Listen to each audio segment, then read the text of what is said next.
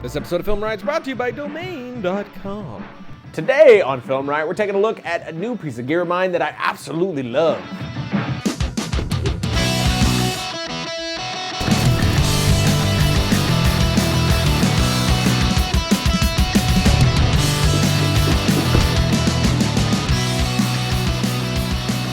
Welcome to Film Riot, the show that takes the mystery out of the effects and techniques going to some of your favorite Hollywood films. I'm your host, Ryan Conley, and today we're taking a look at the Vbag. I've actually had this thing since NAB, but it's been sitting in a corner of my office just waiting for me to find time to play around with it, and I am very happy I finally did. Now, what is the Vbag? It's this bad boy right here.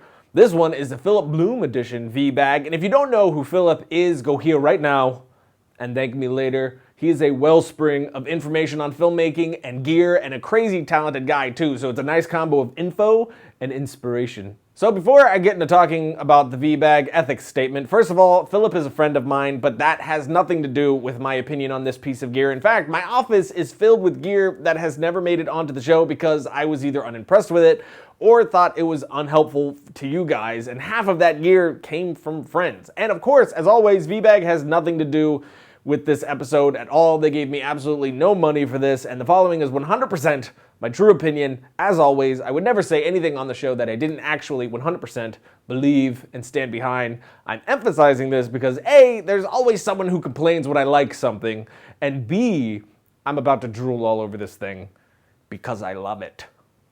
Let's do this. To start us off, what is this thing? Well, it's this floppy piece of material here with this little tubey thingy, and once I connect the pump to the bag and give it a few pumps, which as soon as I say give it a few pumps, there's like 4 jokes that come to mind, but I'm gonna attempt to be mature.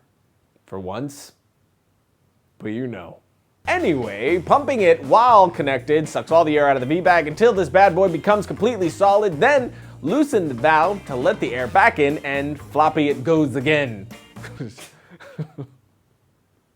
Stop. Every time. I said we're gonna be mature. This bag is so rated R. Stop it. Why is this cool and slightly perverse? Well, you can put your camera in the middle, bunch this thing up to support it, pump the air out of it, and your camera will be locked in, all snug and nice, but your camera can also just be taken right out. Change settings, do whatever you need, then place it right back in, and you're still good to go. The reason I'm in love with this thing is that it allows you to mount your camera in so many crazy places. Since the bag will grip another object along with your camera, like this rung of this chair. I just wrap the Vbag around that, fix the camera in, suck all the air out, and now I have a chair tripod. Hopefully you are already seeing eye to eye with me on why I'm a little bit giddy about this thing. I absolutely love gear that frees you up to get creative. Something I keep repeating again and again is that I think gear should just get out of your way, and how simple this is makes it a perfect example of my point. You just bunch it up to the shape you want, suck all the air out, and it is just gonna hold that shape. That's it.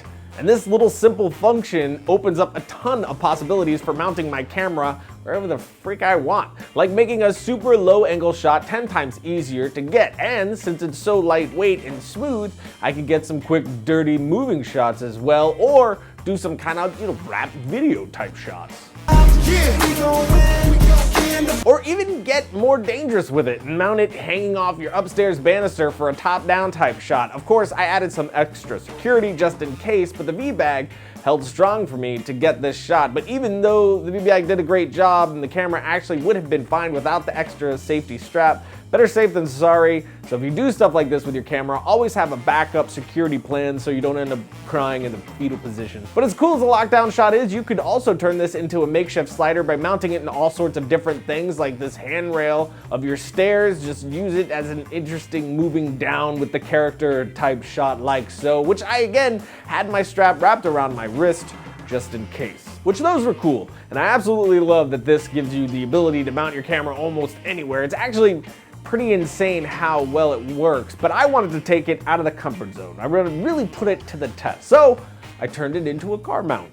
I used the Vbag to secure my camera onto the door of my car, wrapped it around the opening window area and my rear view, then added some extra security by wrapping the strap around the top here and secured that with a pony clamp, but that's it. It was a little nerve-wracking at first, but it actually worked perfectly, and you could mount this on your dashboard or on the door like we did to get some really solid traveling shots. And this test really impressed me.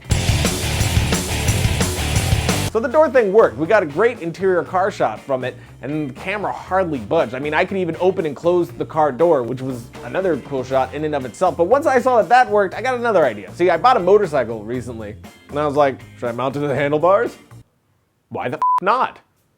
So I did. Now I used a few extra things to keep it secure on there after we got it on the normal way because it was just handlebars. But then I went for a nice night ride around my neighborhood, and sure enough, it worked out great. It didn't even shift angle while it was on the bike. And that's just handlebars. And I didn't baby it either. I was taking turns like I normally would, and this thing didn't even budge. Actually, I got some cool shots too. So now if I wanted to, I could actually flip that setup around and get some shots of the person on the bike, which I didn't do, but it would be awesome. So if I hadn't made it clear, I really love this thing. It's one of the coolest pieces of gear that I've used in quite a while, and it's so simple. That's the best part. You can mount it on almost anything. I even mounted it on my dog. And you think I'm kidding. I'm not kidding.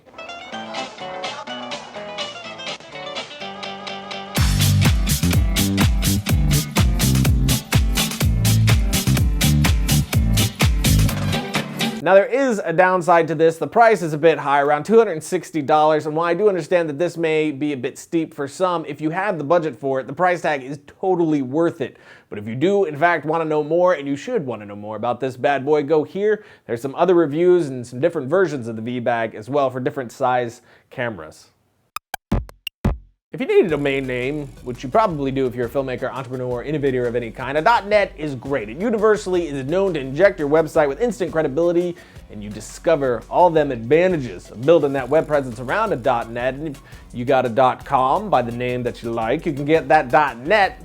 So it's, some branding action happening. You know what I mean? People can't steal your junk. That's some shaking hands of goodness, if I do say so myself. The .net is super affordable, only $8.99 a year, and let's make that more affordable, shall we? Shan't we? 15% off by using the coupon code FilmRiot at checkout. Get yourself a hosting plan, get yourself a domain name, get it up and running, get a web presence, get a .net. That's good stuff. That's a lot of good stuff to get. That's what's up, my friend. 15% off by using the coupon code FilmRiot at checkout. So when you think domain names, Think domain.com.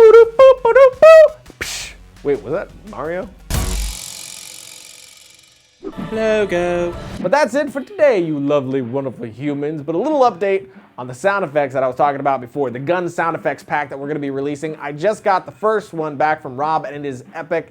The first that we are releasing is the realistic gun pack, which are all the sounds processed to sound real-world accurate. Then later we're going to be releasing a Hollywood larger-than-life sounding pack as well. It's going to be a few more weeks before we put it out into the world. We're lining everything up for a proper release now, including it launching on our new store, which will launch same time. We got a bunch of new cool stuff for you guys that I think you're going to dig, and I'm really excited about it.